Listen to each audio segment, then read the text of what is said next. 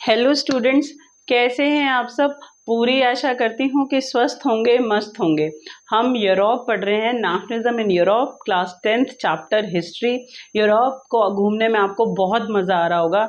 France को आपने जमकर घूम लिया है, रेवोल्यूशनरीज को पढ़ा, कंजर्वेटिव्स को पढ़ा, लिबरल्स को पढ़ा, एरिस्टोक्रेसी क्लास को पढ़ा, कंजर्वेटिव वर्सेस लिबरल आपने पढ़ा, फ्रैंकफर्ट पार्लियामेंट। ठीक है, तो एक एक कर कर हम यूरोप की अलग अलग कंडीशंस पर चल रहे हैं और घूम रहे हैं। अब आपको एक अलग देश के ऊपर लेके चलते हैं। यूरोप की एक छोटी सी कंट्री है, कैसे नेशन स्टेट बनी उसको हमें घूमना है, समझना है। ठीक है, तो let's talk about Germany unification. ठीक है, तो आज हम जर्मनी यूनिफिकेशन करने वाले हैं, इटली यूनिफिकेशन करने वाले हैं और ब्रिटेन करने वाले हैं। तीनों जो यूनिफिकेशंस हैं, कैसे ये एक राष्ट्र राज्य बने, इनकी स्टोरी बहुत इंपॉर्टेंट है और तीनों में से कोई एक क्वेश्चन पेपर में आ भी जाता है। तो एग्जाम के पॉइंट ऑफ व्यू से भी तीनों क्वेश्चन बहुत इंपॉर्टेंट है। तो अभी सबसे पहले हम करेंगे जर्मनी। आपको याद है कि जर्मनी में जो पूरा जर्मनी है वो नेशन स्टेट नहीं था, वो छोटे छोटे रीजन्स में, पैच ऑफ लैंड में, टुकड़ों में बटा हुआ था। तो first initiative take by Frankfurt parliament and liberal class try to create what nation state बनाने की कोशिश करी, फ्रैंकफर्ट पार्लियामेंट ने करी। मैं अपनी लास्ट वीडियो में बता चुकी हूँ। ठीक है, तो वो तो फेल हो गई। क्यों? क्योंकि जितने भी राजा हैं, लैंडलॉर्ड्स हैं, जंकर्स हैं, ब्यूरोक्रेट्स हैं, आर्मी हैं, वो सब मिल गए यूरोप में। ठीक है, और उन्होंने फ्रैंकफर्ट पार्लियामेंट के जो स्ट्रक्चर है, उसका जो अस्तित्व है, उसको इरोड कर दिया, ख़त्म कर दिया। ठीक है, तो जो फ्रैंकफर्ट पार्लियामेंट जर्मनी को पहली बार जर्मनी यूनिफिकेशन, जर्मनी को एक नेशन स्टेट बनाने की जो पहली कोशिश की गई वो फेल हो गई, फ्रैंकफर्ट पार्लियामेंट। ठीक है, अलग से क्वेश्चन आता है, write a short note on Frankfurt parliament. किसने बनाई? लिबरल क्लास ने बनाई। क्या चाहते थे? Nation state, constitutional monarchy system बनाना चाह रहे हैं, कॉन्स्टिट्यूशन बनाना चाह रहे हैं। लेकिन विलेम फोर्थ को, जो फेडरिक विलेम फोर्थ को जो उन्होंने पोजीशन दी कि भाई आप हमारे कॉन्स्टिट्यूशनल मोनार्क, चुने हुए राजा बन जाओ, तो उन्होंने उसने वो प्रपोजल को क्या कर दिया था, याद है आपको? रिजेक्ट कर दिया था और वो बाकी यूरोप की कंट्रीज के राजा के साथ जाके मिल गया, क्योंकि उन्हें बात पता था कि अगर आज जर्मनी नेशन स्टेट बनेगा तो बाकी जो कंट्रीज हैं वो भी नेशन स्टेट बनने की डिमांड करेंगे और राजाओं का अस्तित्व, जो ऑटोक्रेटिक मोनार्की सिस्टम है पूरे यूरोप में, ये खतरे में आ जाएगा। ठीक है, तो जर्मनी की जो पहली कोशिश है भैया फ्रैंकफर्ट पार्लियामेंट के थ्रू, जो लिबरल क्लास ने करी, वो तो हो गई फेल। फिर दूसरी कोशिश कब की गई? Persia took on the leadership of the movement of the national unification. Its chief minister Otto von Bismarck, historical personality, and contribute lot to create nation state Germany. Germany को यूनिफिकेशन करने का पूरा दायित्व ऑटो वॉन बिस्मार्क का है। Auto von Bismarck, देखो auto von Bismarck, आपको ये नाम अभी खा लो, पी लो और अच्छे से डाइजेस्ट कर लो। कर लोगे तो फिर कभी भी ये इधर उधर भागेगा नहीं, आपके पेट के अंदर रह जाएगा। ठीक है, तो ऑटो वॉन बिस्मार्क पर्शिया के चीफ मिनिस्टर हैं, यानी Persia took initiative for the unification of Germany.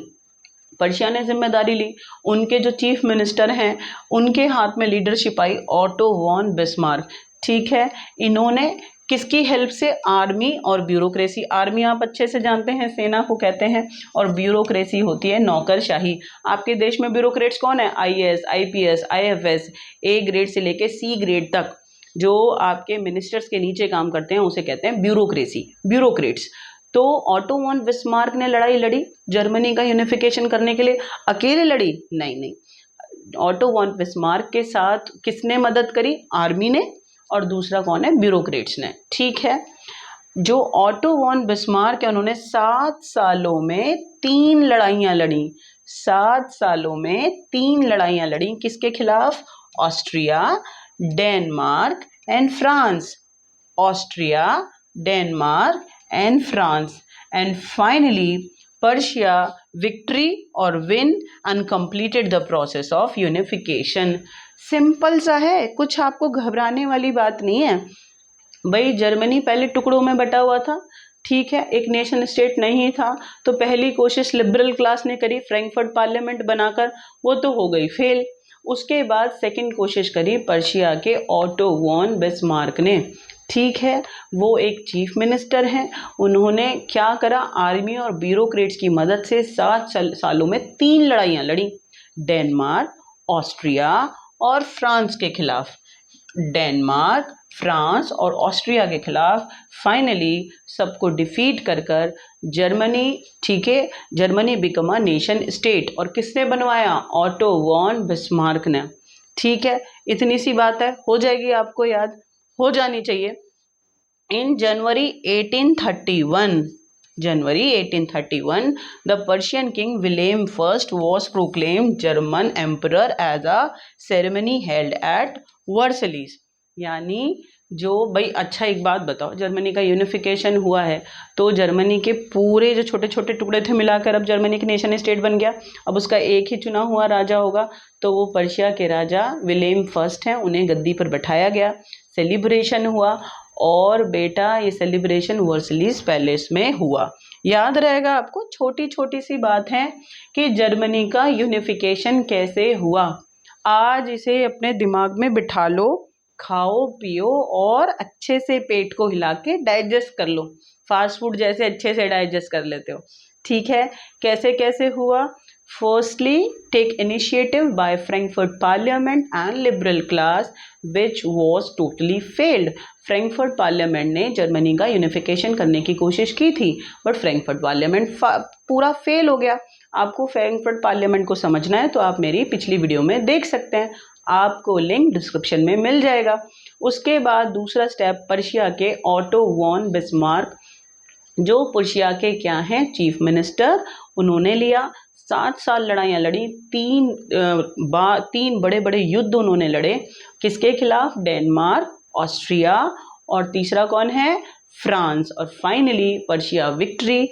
And जो पर्शिया के किंग हैं विलियम फर्स्ट, उनको जर्मनी के यूनिफिकेशन के बाद गद्दी पर बिठाया गया। सेलिब्रेशन बहुत अच्छा हुआ और 1871 में ये हुआ। तो जर्मनी का यूनिफिकेशन कंप्लीट कब हुआ, 1871। होपफुली आपको जर्मनी की यात्रा अच्छी लगी होगी। छोटी सी बात हुई है, एक बार फ्रैंकफर्ट पार्लियामेंट और दूसरी बात कमाल करके दिखा दिया ऑटो वॉन बिस्मार्क ने। क्लियर है, आगे चलते हैं। ये पिक्चर से आपको थोड़ा सा और अच्छे से समझ में आ जाएगा। ये वर्सलिस पैलेस है। ठंड उस टाइम पर बिटरली कोल्ड माने होता है बहुत ज़्यादा ठंड, बहुत ज़्यादा। उस ठंड में वर्सलिस पैलेस में सेलिब्रेशन हुआ और जो विलियम फर्स्ट हैं उनको डिक्लेयर किया गया। जर्मनी के यूनिफिकेशन होने के बाद, जर्मनी के एक नेशन स्टेट बनने के बाद जो विलियम फर्स्ट हैं उनको प्रोक्लेम डिक्लेयर करा गया कि भाई वो राजा हैं चुने हुए। ठीक है, तो ये पूरा सेलिब्रेशन यहाँ पर दिखा रहे हैं। आप अच्छे से इसको पिक्चर को देखेंगे तो आपको समझ में आ जाएगा। ठीक है, कोई दिक्कत नहीं होनी चाहिए। आगे देखें क्या लिखा हुआ है। Unification of Italy. अब हम इटली पर पढ़ते हैं। देखो भैया, जब हमने जर्मनी पढ़ा ना तो वहाँ सिर्फ एक नाम पढ़ा, ऑटो वॉन बिस्मार्क। तो 1 मैन आर्मी की तरह हिसाब समझ लो कि आर्मी और ब्यूरोक्रेसी को साथ लिया और 7 साल में 3 लड़ाइयाँ लड़ी, डेनमार्क, ऑस्ट्रिया और तीसरे हैं फ्रांस के खिलाफ, और पर्शिया जीता फाइनली और जर्मनी का यूनिफिकेशन हो गया। Germany become a nation state in 1871। इतनी बात तो आपको समझ आएगी क्योंकि एक हीरो है, मूवी में एक हीरो होता है तो समझ में आता है। 4-5 हो जाते हैं तो थोड़ा सा सर में दर्द हो जाता है, आप कंपेयर करने लगते हो कि किसका ज़्यादा रोल है। तो let's talk about Italy. Italy का यूनिफिकेशन कैसे हुआ। सर दर्द तो आपका अभी शुरू हो जाएगा क्योंकि इटली भी बहुत सारे रीजन्स में बटा हुआ था और सिर्फ रीजन्स में बटा नहीं था, इटली के हर हिस्से पर, सेंटर में, ईस्ट में, वेस्ट में अलग अलग डायनेस्टी ने शासन किया हुआ था। यानी इटली में इटालियन प्रिंसली स्टेट, सिर्फ इटली के राजकुमारों का शासन नहीं था, इटली में अलग अलग राजवंशों का शासन था। समझ में आ गया, इटली टुकड़ों में बटा हुआ था और यूनिफिकेशन से पहले इसमें अलग अलग राजवंशों का शासन था। तो let's talk about geographical condition of Italy. अभी इटली के यूनिफिकेशन पे बाद में जाएंगे कि किसने करा और कैसे किया, ठीक है, वो हीरोज को पढ़ेंगे। फिलहाल हम करेंगे इटली का ज्योग्राफिकल कंडीशन और कहाँ पर किसने शासन किया हुआ है। ठीक है, आ जाना चाहिए आपको। During the middle of the 19th century, Italy was divided into 7 states middle 19th century means 1850 के लगभग। जो इटली है वो 7 राज्यों में बटा हुआ था, एक नहीं 7 राज्यों में इटली बटा हुआ था। अरे, of which only one Sardinia Piedmont was ruled by Italian princely state. अगर इटली के 7 भाग कर दूं, अगर मैं इटली के 7 टुकड़े कर दूं, तो सिर्फ एक, जिसका नाम है सर्डेनिया पेडिमोंट, इस हिस्से पर इटालियन प्रिंसली स्टेट मतलब इटली के जो रियल रूलर्स हैं, राजा हैं, उनका शासन था। बात समझ में आया? Italy divided into 7 state mid 19th century, और इटली के सिर्फ एक हिस्सा जिसे हम सर्डेनिया पेडिमोंट कह रहे हैं, यहाँ पर इटली के प्रिंसली हाउस यानी इटली के राजवंश का, राजाओं का, उनके बच्चों का शासन था। अदरवाइज हर जगह पर जो अलग 6 भाग और रह गए इटली के, इन पे अलग अलग राजवंशों का शासन था। इतनी बात आपको समझ में आई होगी कि भैया इटली का तो ज़्यादा बुरा हाल है, 7 भागों में बटा हुआ है और 7 भागों पर अलग अलग राजवंशों का, अलग अलग डायनेस्टीज का शासन है। सिर्फ एक को छोड़कर सर्डेनिया पेडिमोंट, इस पर इटली प्रिंसली स्टेट्स और हाउस का यानी इटली के राजकुमार जो रियल वंश के हैं उनका शासन है। समझ में आया आपको? आगे देखें किसका कहाँ पर शासन है। नॉर्थ, इटली का नॉर्थ वाला हिस्सा, इटली के नॉर्थ वाले हिस्से पर, ठीक है, ऑस्ट्रियन हैम्सबर्ग, इनका शासन है। इटली के नॉर्थ वाले हिस्से पर किसका शासन है? ऑस्ट्रियन हैम्सबर्ग, ठीक है, ऑस्ट्रियन हैम्सबर्ग एम्पायर का शासन है। सेंटर, इटली के, ये मान लो इटली है, इसके सेंटर वाले पार्ट पर पोप, चर्च के जो मेन अधिकारी होते हैं ना, उनका शासन है। यानी नॉर्थ पर किसका है? ऑस्ट्रिया हैम्सबर्ग का, और सेंटर में किसका है? पोप्स का है। इतनी बात आपको समझ में आई होगी। Southern region were under the domination of the Bourbon king of Spain. Italy के साउथ वाले हिस्से पर किंग ऑफ स्पेन, स्पेन के राजाओं का शासन है। ठीक है, बर्बन डायनेस्टी से हैं वो, ठीक है, जैसे राजपूत डायनेस्टी होती है या शर्मा है या वर्मा है या जो भी हैं, ठीक है, उसी तरीके से इटली का जो साउथ वाला हिस्सा है उस पर बेटा बर्बन डायनेस्टी के जो किंग हैं स्पेन के, उनका शासन है। अब आप देख लो कितना साउथ में अलग, सेंटर में पोप्स, साउथ में किंग ऑफ स्पेन, नॉर्थ में आपको ऑस्ट्रिया हैम्सबर्ग्स, और बेटा सर्डेनिया पेडिमोंट पर प्रिंसली जो इटालियन प्रिंसली हाउस हैं या जो इटली के रियल राजवंश हैं उनका शासन है। तो देखो सबका अलग अलग है, और इतना जब इतनी डाइवर्सिटी होगी तो चलाना कितना मुश्किल हो जाएगा। तो इटली का यूनिफिकेशन तो बहुत ज़्यादा ज़रूरी है। प्लस इटली में एक और समस्या थी, even the Italian language had not acquired one common from and still had many regional and local variation। Italy के इन 7 भागों में डाइवर्सिटी थी और अलग अलग लोकल लैंग्वेजेस, रीजनल डायलेक्ट्स यानी जो लोकल क्षेत्रीय भाषाएं हैं वो बोली जाती थी। जो मेन भाषा है ना इटली की, जो इटालियन भाषा है उस पर कम ध्यान दिया जाता था। बात समझ में आ गई आपको मैं क्या कहना चाहती हूँ? भाषा देखें तो इतनी डाइवर्सिटी है, इटली में इतनी सारी भाषाएं बोली जाती हैं। अगर हम इटली को देखें तो 7 भागों में बटा हुआ था टिल मिड 19th सेंचुरी, ठीक है, और 7 भागों पर अलग अलग राजवंशों का शासन था। आपको इटली का ज्योग्राफिकल कंडीशन समझ में आया होगा। एक एक नंबर में अलग अलग तोड़ देते हैं, आपसे पूछ लेंगे, आपको पता होना चाहिए, आपको कोई कंफ्यूजन नहीं होना चाहिए। आप जब तक मैप को अपने माइंड में ना रखेंगे नहीं ना, इमेजिनेशन को, तब तक आप खूब रट्टे लगा लो, नहीं याद होने वाला। सिंपल सी बात है, हमें इमेजिनेशन करनी है और इमेजिनेशन में आप खुद वहाँ पे जाने चाहिए कि आप इटली में मौजूद हैं।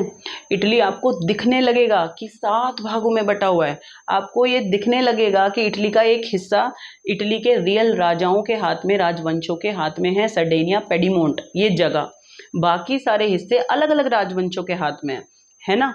जो सेंटर वाला है वो पोप्स के हाथ में है। जो नॉर्थ वाला है वो ऑस्ट्रेलियन हैम्सबर्ग के एम्पायर के हाथ में है, और जो साउथ वाला हिस्सा है वो किसके हाथ में है? किंग ऑफ स्पेन, जो बर्मन डायनेस्टी के हैं उनके हाथ में है। तो ये मैंने आपको ज्योग्राफिकल कंडीशन बताया, आपको समझ में आया होगा कि इटली 7 भागों में बटा हुआ है, बड़ा डाइवर्सिटी है, लैंग्वेज अलग अलग बोली जाती हैं।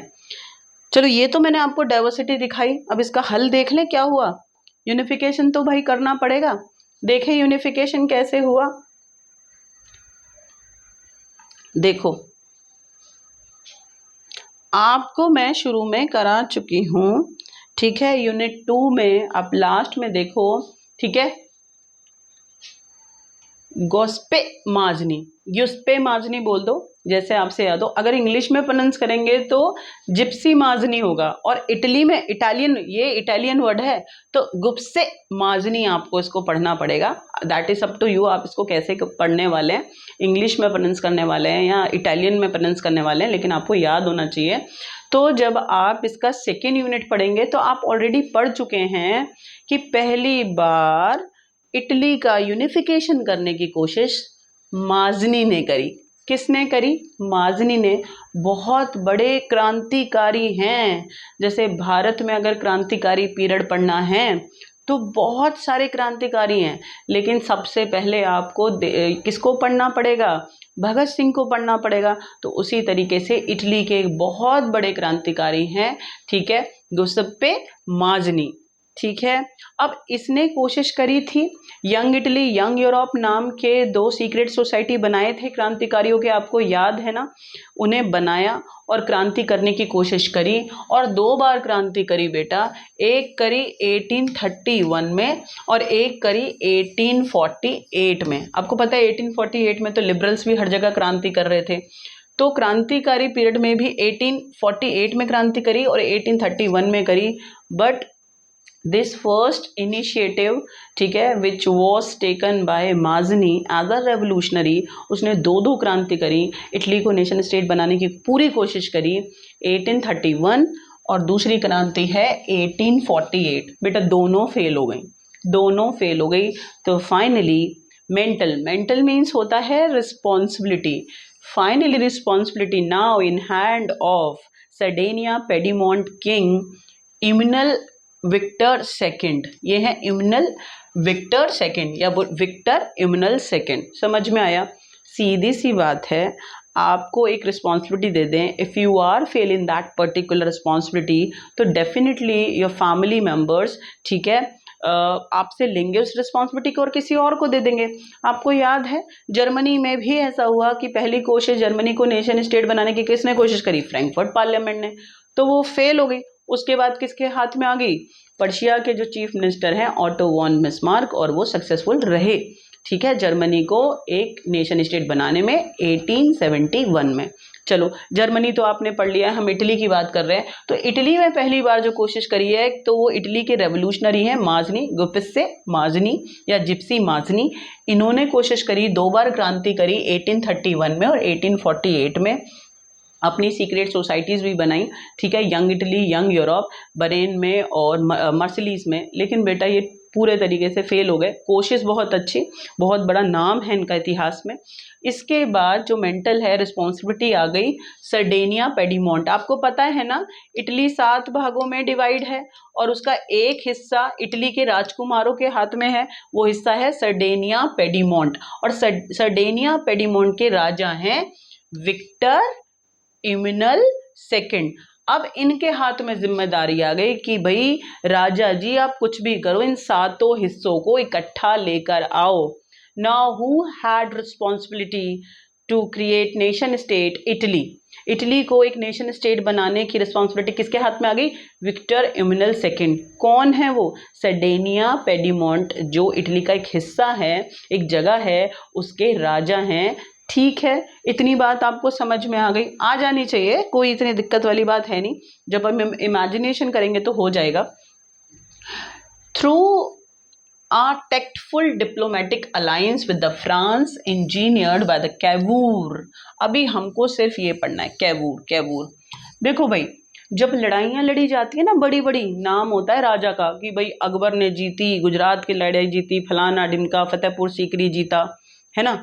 राजा अकेले लड़ता है? नहीं, राजा पीछे होता है, उसके मंत्री आगे होते हैं, ठीक है। तो इम्नल विक्टर जो सेकंड हैं, जो सर्डेनिया पेडीमोंट के राजा हैं, वो तो राजा हैं। राजा ये जिम्मेदारी अपने मिनिस्टर्स में बांट देता है कि भैया हमें ये मिलकर स्ट्रैटेजिकली क्या करना है, इसको एक नेशन स्टेट बनाना है, या जो भी जिम्मेदारी है। तो विक्टर इम्नल सेकंड के, ठीक है, एक मिनिस्टर है, नाम है केवर। केवर। अब इस केवर ने क्या करा, बहुत चालाकी से, डिप्लोमेटिकली, बहुत तरीके से, चालाकी से क्या करा, फ्रांस के साथ इसने अलायंस कर लिया, समझौता, और उसके बाद किसको हरा दिया, ऑस्ट्रियन फोर्सेस को, ऑस्ट्रेलिया की आर्मी को 1859 में। इतनी बात आपको बिल्कुल समझ में आ गई होगी कि सर्डेनिया पेडीमोंट के किंग हैं, इटली का एक हिस्सा है ये जगह, यहाँ के राजा का नाम है विक्टर इम्नल सेकंड, तो इसके एक मिनिस्टर का नाम है केवर। आ गया समझ में। उन्होंने 1859 में, 1859 में केवर जो विक्टर इम्नल, ठीक है, के क्या है, मिनिस्टर हैं, इन्होंने डिप्लोमेसी चालाकी के साथ क्या करा, एक अलायंस, समझौता करा फ्रांस के साथ। तो फ्रांस प्लस इटली, है ना, तो इटली और जो फ्रांस है वो क्या हो गए, दोनों साथ में आ गए, समझौता हो गया, और मिलकर किसको हरा दिया, ऑस्ट्रियन फोर्सेस को, ऑस्ट्रिया को हरा दिया। ठीक है, तो आपको ये बात समझ में आ गई होगी। तो पहली कोशिश तो बहुत बढ़िया रही, ठीक है। सर्डेनिया पेडीमोंट के जो किंग हैं विक्टर इम्नल सेकंड, उन्होंने जिम्मेदारी दी कैवूर को, और उसने बखूबी निभाई। उसने फ्रांस के साथ चालाकी से, टेक्टफुल डिप्लोमेसी के साथ क्या किया, फ्रांस के साथ समझौता कर लिया, अलायंस। और फ्रांस ने और इटली के जो सर्डेनिया पेडीमोंट है, इस हिस्से ने, दोनों ने मिलकर कैवूर ने किसको हरा दिया, ऑस्ट्रेलियन फोर्सेस को, ऑस्ट्रिया को, ठीक है, 1859 में। आगे चलते हैं। अपार्ट फ्रॉम रेगुलर ट्रूप्स, देखो एक होते हैं रेगुलर आर्मी, आपके देश में आर्मी है, ठीक है, नेवी है, आर्मी है, एयरफोर्स है, बट अचानक से बहुत बड़ा हमला अगर कोई दूसरा देश कर दे, तो अगर जो रेगुलर लोग, जो एम्प्लॉयज़ होते हैं, हम और आप हैं, अगर हम हेल्प करें, ठीक है, हमें तो कोई सैलरी मिलेगी नहीं, तो हम होंगे वॉलेंटियर, बिना सैलरी के अगर जो सेवा करने चाहते हैं किसी पर्टिकुलर जगह पर, तो उसे हम कहते हैं वॉलेंटियर। तो कह रहे हैं a part of regular troops, जो सर्डेनिया पेडीमोंट के पास ट्रूप्स थे, इनको छोड़कर, ठीक है, इसके अलावा a large number of armed volunteer, बहुत सारे लोगों ने अपनी मर्जी से, ठीक है, एज अ वॉलेंटियर पार्टिसिपेट करा अंडर द लीडरशिप ऑफ गुप्से गारबल्डी।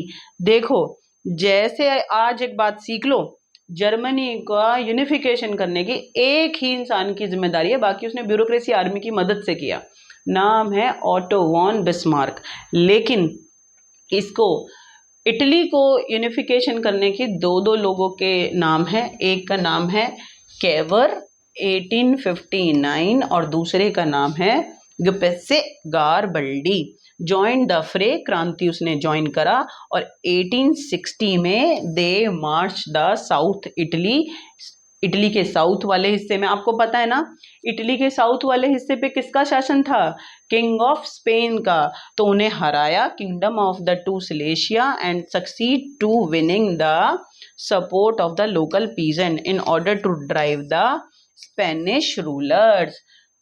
देखो, अब आप इस स्टोरी को दिमाग में भरो कि आप क्या हैं, आप हैं गुपेसे गारबल्डी।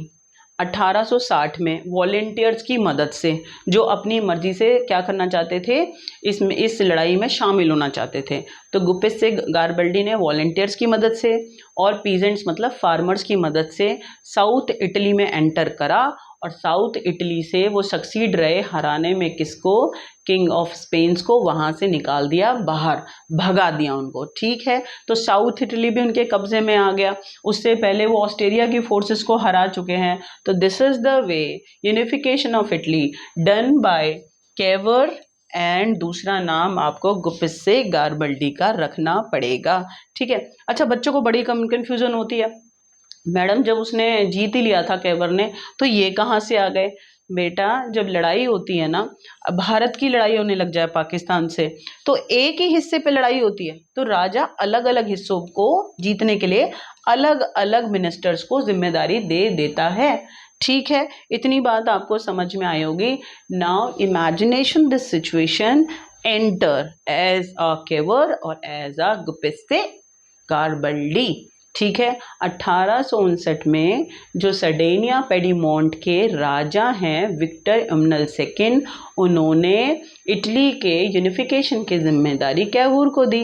कैवूर ने 1859 में टैक्टफुल डिप्लोमेसी के साथ फ्रांस के साथ समझौता किया और फ्रांस के साथ मिलकर ऑस्ट्रेलियन फोर्सेस को हरा दिया 1859 में। और 1860 में गुपिस्ते गारबल्डी ने पीजेंट्स की मदद से और प्लस वॉलेंटियर्स की मदद से किंग ऑफ स्पेन को साउथ इटली से निकाल दिया बाहर। इतनी बात समझ में आ गई आपको? And this is the way unification done of Italy. ठीक है, इतना आपको अच्छे से समझ में आया होगा। In 1861 Victor Emmanuel second was proclaimed king of United Italy. ठीक है, तो जब इटली का यूनिफिकेशन हो गया तो उनके राजा कौन बने? क्या नाम है? इमनल second, Victor Emmanuel second. Clear? यहाँ तक आपको अच्छे से समझ आएगा। भैया याद ना करना, सिर्फ हमें इतनी सी बात समझनी है कि स्टोरी में क्या क्या था। जर्मनी की बात करूं तो आपको सिर्फ हीरो का नाम याद रखना है, ऑटो वॉन बिस्मार्क, और पर्शिया के चीफ मिनिस्टर हैं। आर्मी और ब्यूरोक्रेसी की मदद से 7 साल में 3 लड़ाई लड़ी। फ्रांस, दूसरा डेनमार्क और ऑस्ट्रिया, तीनों को हराया और जर्मनी का यूनिफिकेशन कंप्लीट कर दिया। ठीक है, और दूसरा अगर मैं बात करूं, इटली की 7 भागों में बटा हुआ है। पहली कोशिश करी माजनी ने, गुपिस्से माजनी ने, ठीक है, क्रांति करी 1831 में और 48 में फेल हो गई वो क्रांतियाँ। उसके बाद रिस्पॉन्सिबिलिटी मेंटल किसके हाथ में आ गया? सर्डेनिया पेडीमोंट के जो किंग हैं विक्टर इमनल, ठीक है, उनके हाथ में आ गया और उन्होंने जिम्मेदारी कैवर को दे दी, अपने मिनिस्टर को। उन्होंने 1859 में फ्रांस के साथ अलायंस कर कर समझौता ऑस्ट्रेलियन फोर्सेस को हराया। और दूसरा किसके हाथ में जिम्मेदारी थी? गुपिस्से गारबल्डी। ठीक है, जब आप तोड़ के याद करेंगे तो हो जाएगा। तो इन्होंने किसकी मदद से? वॉलेंटियर्स की मदद से, और दूसरा है फार्मर्स की मदद से, जो लोकल फार्मर्स वहाँ रहते थे। तो उन्होंने साउथ इटली में एंटर करा और वहाँ के जो बर्बन डायनेस्टी के किंग हैं, स्पेन के जो किंग हैं, उनको वहाँ से निकाल दिया और इटली का यूनिफिकेशन हो गया। और इटली के राजा बने यूनिफिकेशन के बाद कौन? Victor Emmanuel second. हुआ? आपको ये याद हो जाना चाहिए और मैं पूरी आशा करती हूँ आज के बाद आप ना इटली भूलने वाले हैं और ना जर्मनी। चलो अब आपको ब्रिटेन थोड़ा सा घुमा देते हैं। You are somewhere familiar with Britain because Britishers became our administrative head for 200 year. लगभग 200 सालों तक आप पर आपको के ऊपर राज किया है उन्होंने। तो भैया उनके बारे में नहीं पढ़ा तो फिर क्या पढ़ा? उन्हें तो समझना पड़ेगा। ठीक है, अगर उन्होंने आपको कॉलोनी बनाया ना तो बख्शा उन्होंने यूरोप में भी नहीं है। तो देखें कि जो ब्रिटेन है उसका यूनिफिकेशन कैसे हुआ है, किस चालाकी के साथ, किस स्ट्रैटेजी के साथ। तो लेट्स टॉक अबाउट ब्रिटेन थोड़ी देर के लिए। अब हम ब्रिटेन के अंदर हैं और आपको इमेजिनेशन करना है कि आप ब्रिटिश हैं। ठीक है, याद अपने आप हो जाएगा। History is equal to imagination. Believe me, आप सिर्फ इमेजिनेशन करते रहो, आपके दिमाग में स्टोरी जाती जाएंगी और उसके बाद आने दो पेपर में। ठीक है, चलो अभी हम करते हैं Britain. The strange case of Britain. हम ब्रिटेन पढ़ने वाले हैं। हमने जर्मनी का यूनिफिकेशन पढ़ लिया, हमने इटली का यूनिफिकेशन पढ़ लिया, अब हम ब्रिटेन पढ़ेंगे। ब्रिटेन के अंदर ना एथनिक ग्रुप यानी अलग अलग कल्चर को मानने वाले, जैसे हमारे देश में भी बहुत सारे एथनिक ग्रुप्स हैं ना, तो उसी तरीके से ब्रिटेन में भी थे दैट टाइम पीरियड जब तक ब्रिटेन एक यूनियन स्टेट नहीं बना। देखें, नेशन स्टेट नहीं बना। इंग्लिश भी थे, वेल्स भी थे, स्कॉट भी थे, इरिश भी थे। ये अलग अलग कम्युनिटीज़ के लोग हैं, अलग अलग भाषा बोलने वाले। एक नंबर में अलग से आ जाता है when Britain did not become a nation state. That time period, Britain exist different communities, people और ethnic group. Irish हैं, स्कॉट्स हैं, वेल्स हैं और इंग्लिश हैं. इतनी बात आपको समझ में आ गई, कोई दिक्कत नहीं होनी चाहिए, सिंपल बात है. All of these ethnic group had their own culture and political tradition. मैं तो आपको पहले ही कह रही हूँ, जो एथनिक ग्रुप्स होते हैं उनका अपना कल्चर होता है, अपने ट्रेडिशंस होते हैं, रीति रिवाज, वो उन्हें फॉलो करते हैं. हमारे देश में भी एथनिक ग्रुप्स हैं, ठीक है. तो सबके अपने अपने कल्चर, अपने अपना ट्रेडिशन, अपने अपने पॉलिटिकल स्टाइल थे. देखें कौन कौन रहता था, ध्यान रखो. ब्रिटेन में दैट टाइम पीरियड एक आइलैंड है और वो एक नेशन स्टेट नहीं है, टुकड़ों में बटा हुआ है. इंग्लिश, वेल्स, स्कॉट्स और इरिश. याद रहेगा आपको कि ये एथनिक ग्रुप्स हैं. कल्चर और डाइवर्सिटी वहाँ पर है. इंग्लिश बोलने वाले हैं, वेल्श हैं, स्कॉट्स हैं और इरिश हैं. ये सब कहाँ पर रहते हैं? वहाँ ब्रिटेन के अंदर रहते हैं. But as the English nation steadily grew wealth, importance and power, it was able to extend its influence over the other nation of the island. मतलब इंग्लैंड में इंग्लिश बोलने वाले भी हैं, स्कॉटिश भी हैं, वेल्श भी हैं, इरिश भी हैं, बट इन चारों में सबसे ज़्यादा जनसंख्या में कौन है? इंग्लिश है. And slowly they grew their power. जो इंग्लिश लोग हैं वो अदर्स दूसरी कम्युनिटीज़ पर क्या कर रहे हैं? अपना इन्फ्लुएंस डाल रहे हैं, ट्राई टू डोमिनेट, उनको क्या कर रहे हैं? दबाने की कोशिश कर रहे हैं.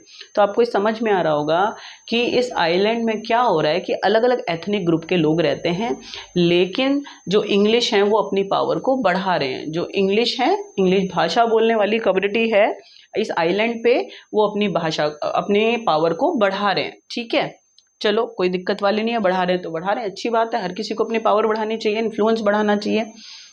द इंग्लिश पार्लियामेंट कैसे कैसे अपनी पावर को बढ़ा रहे हैं? इंग्लिश पार्लियामेंट यानी पार्लियामेंट में जो इंग्लिश मेंबर हैं, इलेक्टेड रिप्रेजेंटेटिव हैं, which had seized power from the monarchy in the 1680. This is the first step taken by English people in this island. कि उन्होंने क्या करा? 1688 में राजा की पावर को छीन लिया, ले लिया, सीज कर लिया. सीज्ड, इतनी बात समझ में आ गई. जो ब्रिटेन का यूनिफिकेशन है वो नॉर्मल यूनिफिकेशन नहीं है कि एक के हाथ में लड़ा, जीता और राजा बना दिया, नहीं.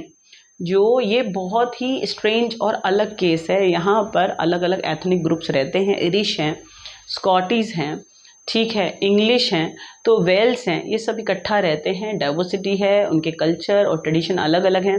इन चारों में अगर सबसे ज़्यादा पावर को धीरे धीरे ग्रो कर रहे हैं वो हैं इंग्लिश. और इंग्लिश पार्लियामेंट ने सबसे पहले कैसे किया? अपनी पावर को और ज़्यादा बढ़ाने के लिए जो राजा है, ठीक है, इस आइलैंड का, उसकी पावर को छीन लिया. इतनी बात आपको समझ में आ गई. द एक्ट ऑफ यूनियन, ये दूसरा पॉइंट है. The act of union 1707. खाओ पियो अभी डाइजेस्ट कर लो. एक्ट ऑफ यूनियन 1707, ठीक है, between England and Scotland. Please आप इस बात को अभी समझो. एक्ट ऑफ यूनियन एक समझौता हुआ. एक्ट ऑफ यूनियन 1707, ठीक है, एक नंबर में आता है, बहुत इंपॉर्टेंट है. एक्ट ऑफ यूनियन 1707 में हुआ इंग्लैंड और स्कॉटलैंड के बीच में. इंग्लैंड और स्कॉटलैंड के बीच में एक समझौता हुआ, द एक्ट ऑफ यूनियन 1707. इसकी वजह से क्या बना? इन दोनों के समझौते के बाद हुआ the formation of United Kingdom of Great Britain. Hopefully you understand. United Kingdom of Great Britain, ठीक है, एस्टैब्लिश विद द कॉम्प्रोमाइज और act of union which was pass in 1707. यानी एक्ट ऑफ यूनियन ये पास हुआ, एक समझौता हुआ 1707 में स्कॉटलैंड और इंग्लैंड के बीच में, और दोनों करीब आ गए, दोनों की भूमि को, एक ज़मीन को मिला दिया गया और क्या बन गया? United Kingdom of Great Britain. अब एक बात बताओ, जब दो अलग अलग जगहों को मिला दिया जाएगा, दोनों की भाषाएं, कल्चर अलग अलग होगा, और जब दोनों को मिलाकर एक बना रहे हैं तो दोनों को बराबर पावर मिलेगी या नहीं मिलेगी? बिल्कुल मिलनी चाहिए, ठीक है. लेकिन हुआ क्या? आगे मैं आपको बताती हूँ कि उन्होंने स्कॉटलैंड के लोगों को डोमिनेट कर दिया और सारी पावर किसके हाथ में आ गई? इंग्लिश लोगों के हाथ में आ गई, जो कि बिल्कुल गलत है. बात समझ में आ गई? प्लीज़ दिमाग में भरो कि जो ब्रिटेन है इट इज़ अ आइलैंड, यहाँ पर अलग अलग एथनिक ग्रुप्स रहते थे। वेल्स हैं, इरिश हैं, स्कॉट्स हैं और इंग्लिश हैं। लेकिन इंग्लिश ने क्या करा, जो इंग्लिश बोलने वाली कम्युनिटी है इन्होंने धीरे धीरे अपनी पावर को बढ़ाया, ठीक है, और इन्होंने राजा की पावर को भी सीज कर लिया, ख़त्म कर दिया, छीन लिया। और उसके बाद एक्ट ऑफ यूनियन समझौता करा 1707 में इंग्लैंड और स्कॉटलैंड के बीच में, दोनों को मिला दिया और क्या बन गया, United Kingdom of Great Britain. इतना समझ में आया? बिल्कुल आ जाना चाहिए। English was able to impose its influence on Scotland. अब यही तो गलत है, जब दो अलग अलग जगहें मिली हैं तो दोनों में बराबर पावर होती ना। एक्ट ऑफ यूनियन में तो स्कॉटलैंड और इंग्लैंड दोनों मिल गए, तो दोनों को बराबर पावर मिलनी चाहिए थी। बट इंग्लिश, ठीक है, ट्राई टू डोमिनेट स्कॉटिश, और स्कॉटलैंड के लोगों को दबाना शुरू कर दिया। गलत या सही? बिल्कुल गलत भाई, बिल्कुल गलत। बट क्या कर सकते हैं, स्ट्रैटेजी है अपनी अपनी। आगे देखते हैं क्या करा उन्होंने। British parliament was dominated by English member. देखो, अगर स्कॉटलैंड में और ब्रिटेन में समझौता हुआ था तो दोनों को बराबर पावर मिलनी चाहिए थी। लेकिन बेटा हुआ क्या, पार्लियामेंट में सारे इंग्लिश लोगों को मेंबर बनाया गया और उन्होंने किसको डोमिनेट कर दिया, स्कॉटलैंड के लोगों को। इतनी बात आपको समझ में आ गई कि पार्लियामेंट अगर बनी है और दोनों में समझौता हुआ था तो स्कॉटलैंड के भी तो मेंबर होने चाहिए। लेकिन ज़्यादा मेंबर कौन हो गए, ब्रिटिश हो गए, इंग्लिश बोलने वाले हो गए, तो उनका इन्फ्लुएंस बढ़ेगा और वो स्कॉटलैंड के लोगों को दबाएंगे, जो कि गलत है। The growth of British identity mean the Scotland's distinctive culture and political institutions were systematically suppressed. It means slowly Britishers grew their power and tried to dominate or suppress distinctive traditional culture of Scotland, यानी Scotland के लोगों का जो special culture रहा होगा, उनकी भाषा रही होगी, उसको दबाना शुरू कर दिया। ये तो गलत है ना। आपके देश में अलग अलग एथनिक ग्रुप्स हैं, मुस्लिम्स का कल्चर है, हिंदूज़ का कल्चर है, किसी को सप्रेस करते हैं क्या भाई? नहीं, सब मिलजुल के रहते हैं, सब अपने अपने कल्चर को प्रमोट करते हैं, प्रोपगेट करते हैं। तो यहाँ पर ये चीज़ गलत हो गई कि जो एक्ट ऑफ यूनियन 1707 का समझौता हुआ स्कॉटलैंड में और ब्रिटेन में, तो दोनों को मिलकर साथ में पावर डिस्ट्रीब्यूट होना चाहिए था ना। बट जो पार्लियामेंट है ब्रिटिश के, उसमें जो ब्रिटिशर्स हैं इंग्लिश बोलने वाले, उनका नंबर बढ़ गया और जो स्कॉटलैंड के लोग हैं उनका नंबर घटा दिया। तो जो स्कॉटलैंड का कल्चर है कहीं ना कहीं वो सप्रेस हो गया, उन लोगों को दबा दिया गया। किसने? ब्रिटिशर्स ने दबाया। गलत या सही? बिल्कुल गलत। यहां तक आपको समझ में आया होगा। This is about what Britishers, Britain और स्कॉटलैंड दोनों का समझौता हुआ था और क्या बना था, United Kingdom of Great Britain. The Catholic clans मतलब ग्रुप, ठीक है, स्कॉटलैंड में कैथलिक्स रहते हैं, that inhabited the Scottish highlands suffered terrible repression. यानी जो स्कॉटिश है ना, जो अपनी जगहों पे रहते थे, जनरेशन उनकी वहीं रहते थे, टेरिबल रिप्रेशन, उन्हें बुरे तरीके से कुचल दिया गया, बर्बाद कर दिया गया, टॉर्चर करा गया। अरे अब बताओ, ये तो गलत बात है ना। जब समझौता हुआ था तो मिलकर रहना चाहिए था, इक्वल पावर होनी चाहिए थी। बट ब्रिटिशर्स ने स्कॉटिश के जो डिस्टिंक्टिव कल्चर है उसको सप्रेस कर दिया, टेरिबल रिप्रेशन, बहुत बुरे तरीके से कुचल दिया, बर्बाद कर दिया। गलत या सही? जल्दी बोलो। गलत। The Scottish highlanders were forbidden to speak their Gaelic language. जो स्कॉटिश है ना स्कॉटलैंड के, वो गैलिक लैंग्वेज बोलते थे, जैसे हमारे यहाँ पर हम हिंदी भाषा बोलते हैं। अब if someone try to suppress you and force you do not speak Hindi, do you think it's possible? Such a terrible situation for you. अगर आपसे ज़बरदस्ती कोई बोले कि हिंदी मत बोलो और आप रशियन बोलो, इटालियन बोलो, अरे की एक दिन में सीखी जा रही है क्या, आफत हो जाएगी, ड्रामा मच जाएगा। तो वही मैं आपको समझाने की कोशिश कर रही हूँ कि जो स्कॉटिश हैं, स्कॉटलैंड ने समझौता तो करा इंग्लैंड के साथ, दोनों आपस में मिल गए और क्या बन गया, United Kingdom of Great Britain. लेकिन स्कॉटलैंड ने वो गलती कर दी और उनके ऊपर दब के अत्याचार हुआ और उनको दबा दिया गया, उनके कल्चर को दबा दिया गया और बेटा उन्हें फोर्स किया गया कि वो अपनी गैलिक लैंग्वेज, जो अपनी नेशनल लैंग्वेज है, उसको ना बोलें।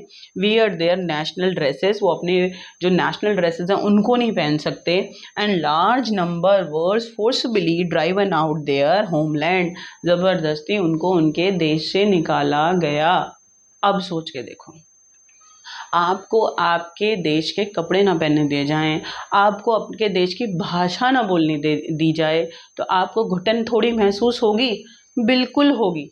ठीक है, तो प्लीज़ इमेजिनेशन दिस सिचुएशन कि चल क्या रहा है, कि this is the unique case. यहाँ पे कोई एक हीरो नहीं है जर्मनी और इटली की तरह कि हीरो ने क्या करा, 2-3 लड़ाइयाँ लड़ी और यूनिफिकेशन कर दिया, उन टुकड़े जो बटे हुए थे उन्हें आपस में जोड़ दिया। नहीं, यहाँ पर उल्टा ही केस चल रहा है। ठीक है, उसको यूनाइट करने के लिए ब्रिटेन को दूसरे की हेल्प तो ले रहे हैं, उसकी ज़मीन को तो ले रहे हैं। स्कॉटलैंड और जो ब्रिटेन है वो मिल गए और United Kingdom of Great Britain बन गया 1707 में। लेकिन बाद में क्या हुआ, स्कॉटिश को सप्रेस कर दिया गया, उनको उनकी गैलिक लैंग्वेज नहीं बोलने दे रहे हैं। और बेटा क्या नहीं कर रहे हैं, दूसरा उनको उनके कपड़े नहीं पहनने दे रहे हैं, नेशनल ड्रेस नहीं पहनने दे रहे हैं, प्लस उनको ज़बरदस्ती उनके होमलैंड घरों से निकाल रहे हैं। गलत या सही? बिल्कुल गलत। आगे चलते हैं, क्या लिखा हुआ है। Ireland suffered a similar fate, जिस तरीके से ब्रिटेन ने चालाकी से स्कॉटलैंड को खा लिया, ठीक है, बर्बाद कर दिया, हिस्सा भी बना लिया और उनको कोई पावर भी नहीं दिया। ठीक है, सिमिलर फेट और similar action Britishers did with Ireland. Ireland का कुछ ऐसा ही हाल किया ब्रिटेन ने। समझ में आया? एक स्टोरी तो मैं बता चुकी हूँ अभी, स्कॉटलैंड का ब्रिटेन ने क्या हल करा। ठीक है, United Kingdom of Great Britain बनने के लिए ज़बरदस्ती उनके साथ कितना बुरा हाल करा। अब सिमिलर स्टोरी आपको सुननी है। आयरलैंड को भी ब्रिटेन ने अपने अंदर मिला लिया, शामिल कर लिया। कैसे किया देखो ज़रा। It was a country, it means Ireland. Ireland was a country divided between the Catholics and Protestant. जैसे आपका देश है ना, हिंदू और मुसलमान रहते हैं, तो आयरलैंड में दो धर्म के लोग रहते थे, कैथलिक्स एंड प्रोटेस्टेंट। आज आप ये सीख के जाओ, जैसे हिंदुओं में बहुत सारे जाति होती है ना, जाट हैं, गुजर हैं, राजपूत हैं, सेम एज इट इज जो क्रिश्चियंस होते हैं ना, उनमें भी डाइवर्सिटी होती है धर्म को लेके। Orthodox, Protestant and Catholics. Orthodox, Protestants and Catholics तीनों ही चर्च में जाते हैं, पूजा करते हैं, बट अलग अलग सिस्टम होता है, अलग अलग थोड़ा थोड़ा ट्रेडिशन उनके अलग अलग होते हैं तीनों Christian, Orthodox, Catholics and Protestant. Ireland में जो क्रिश्चियन रहते थे, ठीक है, वो कौन थे? Catholics and Protestant. आयरलैंड में कौन कौन रहते थे? Catholics and Protestant. अब अंग्रेजों को तो आयरलैंड को हड़पना था, तो उन्होंने क्या टेक लिया, जरा देखो। The English help the Protestant, यानी जो अंग्रेज है ना ब्रिटेन के, उन्होंने बेटा प्रॉमिस करा किसको? प्रोटेस्टेंट्स को, कि कहाँ के? आयरलैंड के प्रोटेस्टेंट जो हैं, इस धर्म के जो लोग हैं आयरलैंड के, ब्रिटेन ने उनको प्रॉमिस करा, इंग्लिश ने, कि भाई हम आपको हेल्प करेंगे, ठीक है, और आपको आयरलैंड पर कब्जा दिलवा देंगे और कैथलिक्स को यहाँ से भगा देंगे। ओहो हो, चाहिए खुद और ऑफर कर रहे हैं किसको? प्रोटेस्टेंट्स को। अब उनका दिमाग खराब इतना देखो कि वो इस ऑफर को मान लेते हैं। समझ आया या नहीं आया? Britishers offer to Protestants of Ireland, Ireland के प्रोटेस्टेंट्स को ऑफर किया कि वी हेल्प यू, ठीक है, और हम मिलकर कैथलिक्स को हरा कर निकाल देंगे और प्रोटेस्टेंट्स को क्या करेंगे? प्रोटेस्टेंट्स को यहाँ आपको पूरा आयरलैंड दिलवा देंगे। चलो देखें, Catholics revolts against British domains were suppress.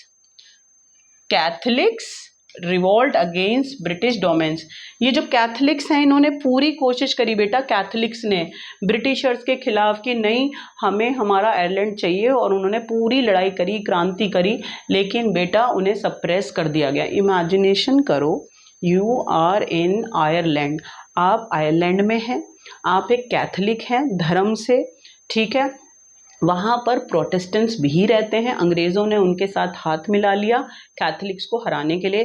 Catholics ने बहुत कोशिश करी, क्रांति करी अंग्रेज़ों को भगाने की, लेकिन अंग्रेज़ों ने क्या करा, उनको दबा दिया। बात समझ में आ गया? किसको? कैथलिक्स को।